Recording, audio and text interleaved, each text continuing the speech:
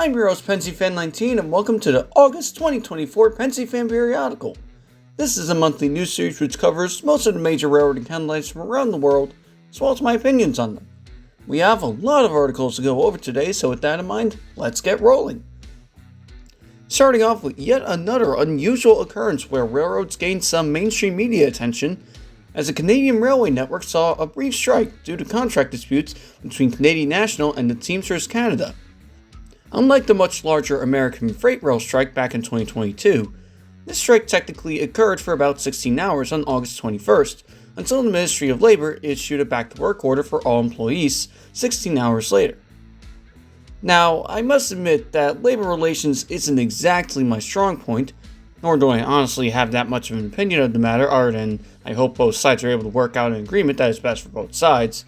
So I once again consulted my friend and previous Pensyfan Periodical guest on New York Central to help give a summary of the events, which I will now attempt to summarize myself. The story starts on August 18th, where CN sent out a notice of a 72-hour operational wind-down period where all employees under the now expired but deliberated agreement are to be locked out of all CN and CPKC property after the end of the wind-down period. During this period, all currently active trains and waybills are to be completed as to minimize the amount of the Teamsters on the road. NS is noted to have halted their interchange at this time, while CSX ratified their labor contract before the 21st as they run some trains in Canada. The reason for the 72-hour period and lockout is that the Teamsters put their first offer onto the table and CN rejected its terms as they were too far apart. The lockout would take effect at 12:01 a.m. EST on the 21st if no offer was accepted by either party. On the 21st, picket lines formed as 9,000 Teamsters are now locked out, as other staff, non-Teamster related unions, manage traffic in some way, shape, or form, which also included a viral video of a CPKC train running a red light, since its ETC safety system was suspended across the system at the time of the strike, which in turn affected the regular functions of the signal system.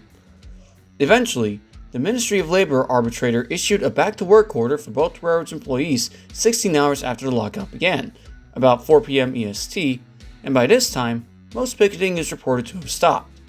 The only passenger rail operations that were affected by the strike were those that ran on CPKC trackage, most notably XO in Montreal, since CPKC dispatchers were included in the strike, but this was not the case for commuter and intercity lines that run on CN trackage. On August 30th, the Teamsters started legal proceedings against the state of Ottawa as the Teamsters believed that the Ministry of Labor overstepped their bounds in terms of labor rights and have now set a dangerous precedent where a union can be busted at any time. The goal of the lawsuit is not punitive damages to the companies, but rather a tightened regulatory usage of the back-to-work orders to ensure the rights of workers under the Canadian Charter of Rights and Freedoms. The contract demands of the Teamsters aren't entirely clear, but there is no new contract in place as of the making of this video. Since the last of these events was from a few days ago at the time of recording, this is currently an ongoing story, and I'll post more updates in the following months when they arise. Speaking of which, here is some interesting news. Air Canada is one of the bidders for Canada's high-frequency rail HSR project. Northwest Territories is to stop receiving freight rail service by CN, thus abandoning rail service on the northernmost rail line in North America. The Alaska Railroad is to build a new cruise ship terminal in Seward. The SS United States could be sunk as an artificial reef, although this deal is not finalized as of yet. Disneyland is to shut down its Pacific Electric Red Car ride in favor of an expanded Marvel ride. The Milwaukee Zoo has retired their miniature gauge steam engines. Caltrain has placed F40PH number 920 up for auction on their official website. LA Metro has released concept art for their autonomous subway, thus being the first metro system in the US to utilize self-driving trains on heavy rail. Italy has started testing an incredibly small autonomous inspection vehicle with an HST nose on each end. Indian Railways has cancelled their order for new multiple units from Alstom, while Chiltern Railways cancelled their purchase of battery multiple units. Network Rail has posted a list of wanted animals for delaying trains. Urban Loops pods have entered service in Paris. Lithuania has installed solar-powered noise barriers on some of their ROWs. Skoda has released concept art of bi-level sleeper cars with the same night pod design found on overnight bus services. A cat was rescued from the walls of SEPTA's 63rd Street station. Norfolk Southern has retired the last road railer flat cars in revenue service. MBTA has painted GP40MC number 1129 into the railroad's original maroon livery. And NJ Transit observed a one-week fare holiday where all commuter rail rides during the week of August 25th are free, in response to backlash to a series of lengthy delays on the Northeast Corridor earlier in the summer. Now here's a follow-up news section for articles covering stories from previous episodes. Telco has rejected Skoda's proposed merger with the company. Stadler has released more renders of the Class 99 for Beacon Rail and GBRF. Hyundai Rotem has constructed their hydrogen-powered tram for South Korea. Intramotive has converted and tested an autonomous double-stack flat car with containers. CSX has released their Seaboard Airline Heritage Unit. Now, STB missed their deadline for approving the CN acquisition of the Iowa Northern Railroad. Sunrail has opened their DeLand extension and renovated the station in DeLand. UTA has released renderings of their alternative headquarters to Salt Lake City Central Station. And Arcade Attica number 18 has been restored to operation, only for its official return to be delayed due to issues found during testing, with recently restored East Broad Top number 16 also suffering a similar fate due to similar maintenance issues. In other news, NYSW 142 has been brought back to steam. The Whitewater Valley Heritage Road has restored their Lima LH LS 1000.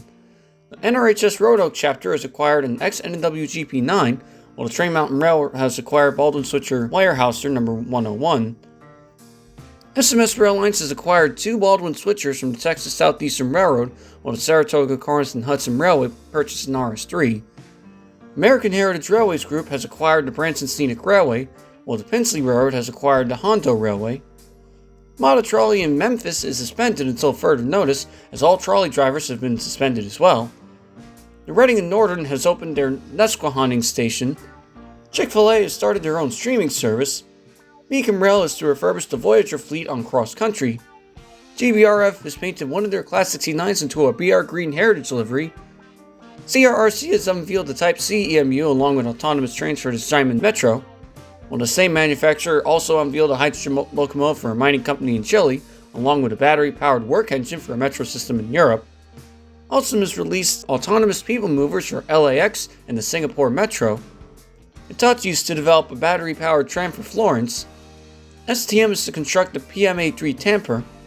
A modified Shinkansen N700S train set is to replace the Dr. Yellow inspection train. The Vietnam Metro has opened its second line, while Sydney Metro opened their Northwest line. Midwest Connect has proposed passenger service between Chicago and Pittsburgh via Fort Wayne and Columbus. Amtrak has opened a new location for their Newport News, Virginia station.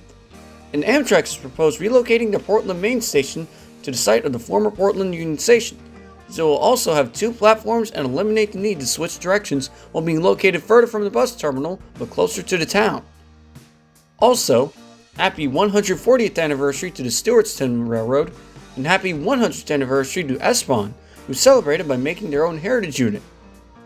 After all that, it is now time for this month's meme of the month. This month's meme of the month is Southern Railway Pacifics. And now, the top story of the August 2024 Pensyfan Periodical is they're here! Caltrain Electrics! After years of catenary installation and railcar testing, Caltrain has become the first passenger rail line in the United States to install overhead wires in decades, and the first to utilize electric multiple units for a brand new electric line in an even longer time. This finally brings forth the first of many Stadler Flirt bi-level EMUs that are intended to replace almost the entirety of the railroad's existing diesel-hauled fleet, as these new railcars will have zero emissions as they're powered by overhead wires and have much quicker acceleration, which will result in shorter travel times. In fact, Caltrain released new schedules that will coincide with the faster travel times of the EMUs, but will sadly force service south to Tamiami into a two-car diesel shuttle between Gilroy and San Jose, with 5 sets being used for one round trip run per day, which, considering that San Jose to Gilroy is roughly the same distance as San Jose to San Fran, I feel the decision kinda makes sense, but I feel more service in both directions would help south to San Jose. The first trains ran on August 11th between San Francisco 4th and King Street Station and San Jose Union Station and Tamiami, as this completes a significant portion of the Caltrain Modernization Program, or CalMod, which focuses on electrifying the Caltrain main line in anticipation for shared use with California High-Speed Rail, which will connect the region with the rest of the country sometime around the 2030s. Which also means there will be some sections where HST will be running past grade crossings despite theoretically being a modern high-speed rail line. Although, there is still some work to be done for CalMod, most notably opening a Transbay/Salesforce Transit Center, with some plans even calling for a new tunnel to connect the terminal with Oakland, as well as purchasing battery overhead dual mode MUs to fully replace the remaining diesel sets on the aforementioned shuttle service, and to also restore one-seat rides from San Fran to Gilroy and beyond. Despite a less diverse roster for rail fanning, many people are praising Caltrain for being one of a handful of railroads to utilize overhead wires as their energy source instead of hopping on the battery or hydrogen bandwagons, as overhead wires provides more energy and fewer emissions when compared to other alternatives, and it's also what the rest of the world has been using for new rail services. I for one am glad to see that Caltrain is taking a step forward with proper and more efficient energy sources, as I hope that it encourages several other commuter rail agencies across the country to follow in their footsteps.